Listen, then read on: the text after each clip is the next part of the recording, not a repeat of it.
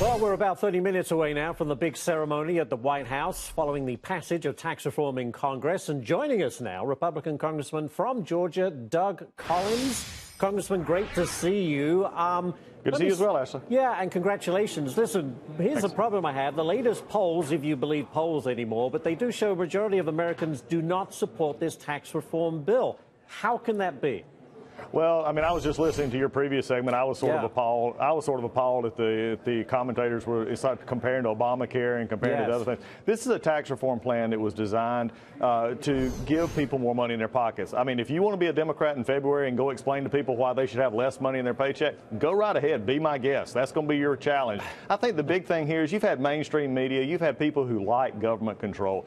Ms. Pelosi, Mr. Schumer, all these, they enjoy a philosophy that says government is good. We enjoy a philosophy that said money in people's pockets is better. So I think this is just the deal. We're going to go out and we're going to sell this. We're going to go out and tell people what this is going to do. You don't have to tell the business owners in my district this is good. I've been getting texts all morning, congratulations, saying we can actually move forward and do things and get a growth rate of 3% instead of the anemic 1.8% that Obama administration thought was a good idea. So these commentators who want to do political and to say that this was just simply for politics, come to my district. I'll challenge it. You know, if you want to say this just come to my district and tell that to the people who are going to get tax relief. That's a bunch of hogwash. We're going to continue to fight for the American people. Isn't this a big gamble by the Democrats? I mean, it's a universal no across the board. If it works out as the Trump administration believes it will, that the economy will pick up, corporations will use the extra money to invest and create jobs, that's really going to hurt the Democrats next November, isn't it?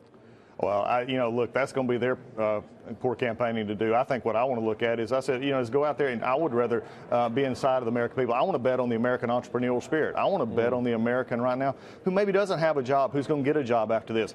You're somebody who voted against tax reform. You're voted against giving 8 out of 10 people a tax break. You voted against letting businesses be able to decide better how they can invest their own money to help their own employees. If that's the bet you're wanting to make, then you're betting against the American people. I would rather be on the side of the American people saying, let's unleash the best workforce, the best innovation, the best companies, had the worst tax plan. Let's put them with a good tax plan and see what they can do. I bet on the American people.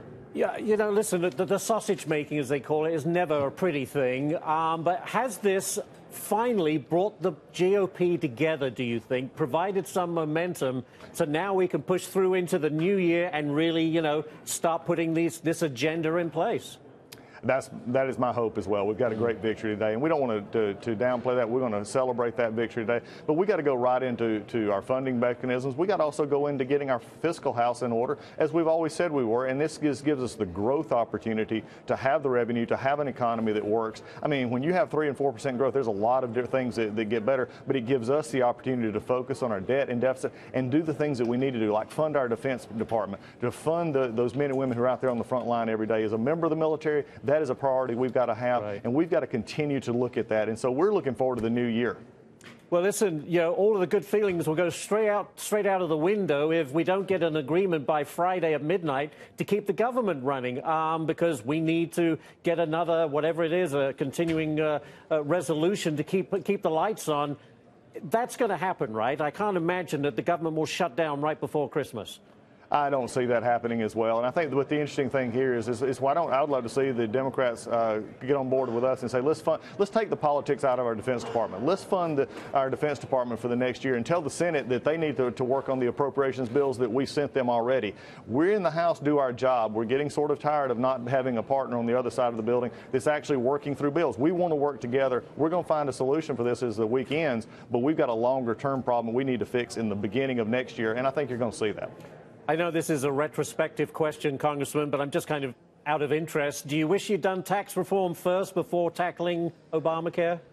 No, I don't. I think what we've got in tax reform is we got that fixed. But I think I want to go back. You brought up a great thing. If we look retrospectively, I think about people in my community who can't find a doctor. I got a call just the other day from a guy in one of my counties who cannot get insurance he's an independent employer. He can't find insurance that he can afford. And even if he could, he was told by the doctors and hospitals in his community they don't accept it. This is a national crisis that President Obama and Ms. Pelosi threw on our laps. We need to fix it. We don't just ban Band-Aid it. It's a broken system that has put people out. Some people were helped. I've never denied that. The pre-existing conditions, those folks who can find insurance. But we can't ignore the chaos and the havoc that Obamacare is still wreaking on the American public. All right, we'll have to leave it there. Thank you so much. Congressman Doug Collins, Republican from Georgia, thank you for joining us on this historic day. We really appreciate it. It's a great day. Thanks for having me. Thank you.